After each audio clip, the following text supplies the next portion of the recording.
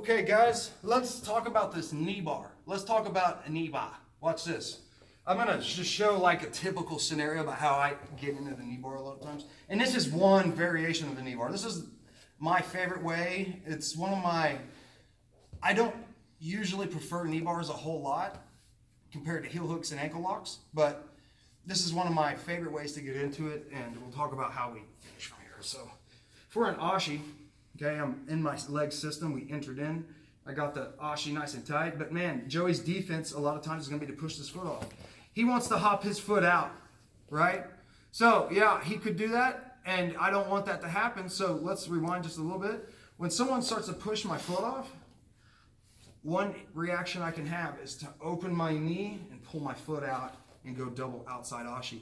Now, immediately, guys, I don't want to sit here long because he knows this is a good position for him to come up on top. So I'm going to spladle here. I'm going to hit him in the hips. I'm going to put my hand on the mat. I'm going to start driving my butt back into him here. I want to put him back on the mat. Let's scoot this way just a little bit. I want to scoot him, make him hit the mat back on his back. Now, I want to keep my weight heavy on him. I don't want to stay here long. But look, right here, if he doesn't hide his leg, I could go for a heel hook or a knee bar right here. But so most likely, guys are going to cross their legs. Now watch this. My feet are out to the side here. This is going to help me keep my balance. I'm going to wedge my knees together. I'm tight on his leg. But my goal the whole time, guys, if I'm going to go for a knee bar, is I want to keep my hips facing this direction, towards his tailbone. So what I'm going to do is I'm going to grab both ankles. Let's actually turn towards the camera. So I'm going to grab both knees, and collect everything. And I'm going to fall to this side, putting my knee down first, and then locking the figure four. I stay facing this way. Okay? I'm on top of his free leg. What this does is it gives me control of both of his legs, so his escape is not very easy here. If I didn't collect both legs, he would have a chance to pull the bottom leg out and start to come up on top, and I wouldn't want that. So right here I have both of his legs. I've got a nice tight figure four lock here. Since I'm laying on his bottom leg, guys, he's still protecting his top leg. I have a toe hold right here. And what I'm trying to do is kind of bait him into letting go here. So watch this. I'm going to grab the toes, and I'm going to start to wrap this up. Just relax. I'm going to wrap this up, and I'm going to start to finish a toe hold here. Finish a toe hold. I'm going to take the grip. My toe knuckle is over the toe knuckle. This knuckle over the top of that knuckle. I'm going to grab a motorcycle, Kimura grip, toe hold grip, reverse motorcycle grip, bending my wrist like this. And I'm going to bend the toes down towards the butt, and then my elbow comes towards my face, my left elbow. He taps.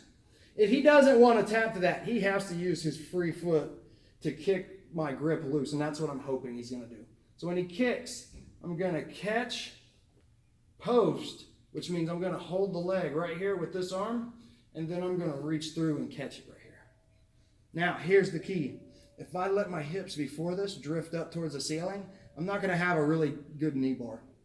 So with my hips still facing this way as much as possible, I reach back, I catch my butt, I put pressure on the leg to put the tendons in stress, and now I'm going to rotate my hip bone down on top of his knee right here.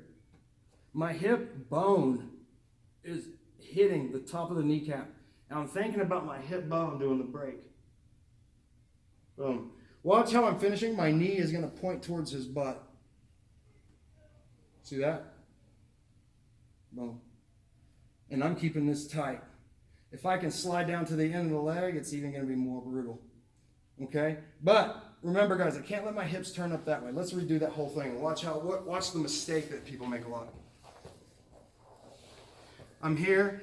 We got the double outside, maybe pushed my foot off, and he was about to hop out, but I went to here. Okay, I do my spladle. I put my arm behind me for support. I start driving up into my partner. Okay, and once I get here, guy's protecting his leg. I grab both legs. Watch, this is the typical problem. People fall to the side here, and they let their hips turn up this way.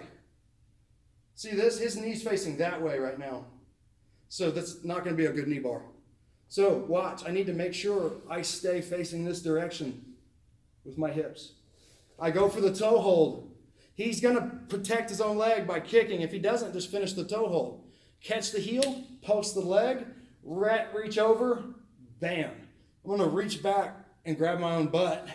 I'm going to start rotating my own hips back over this way. Look, and I'll even look back and arch over my shoulder, throwing my hip bone, the actual bone, right under the top of the knee. And when you focus that, that is so much more pressure and pain than normal. If you're pushing on a soft spot of your stomach, or your hips are kind of soft in the front, right here on the bone, it's going to make that break so much faster. It's like a pencil on the corner of a table. Think about that. Crack. Okay? So, guys, try that. That's my probably favorite way to do the knee bar. I heard it called the G-trap. Call it the G-trap so you can remember it in your head. Gary Tonin did that to a few people. Competition, man. Go find that footage.